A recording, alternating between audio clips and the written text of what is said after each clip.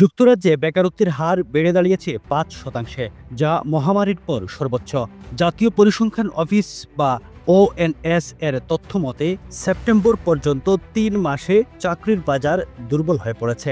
এই হার বিশ্লেষকদের পূর্বাভাসের চেয়েও বেশি। বাজেট ঘোষণার আগে অর্থনীতিতে চাপের ইঙ্গিত দিচ্ছে। এই সময় গড় বেতন বৃদ্ধি ছিল ৪.৬%, যা আগের মাসের তুলনায় সামান্য কম। এক বছরে ১,০৯,০০০ মানুষ চাকরি হারিয়েছেন, আর বর্তমানে প্রায় ১৭ লাখ মানুষ বেকার ভাতা নিচ্ছেন।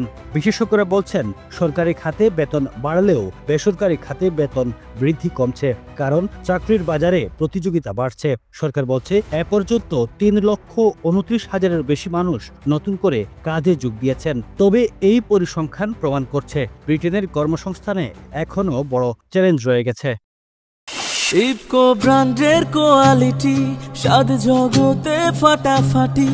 ইফকো সেরা গুণে মানে সব সময়। ইফকো ব্র্যান্ড, আপনার পণ্য।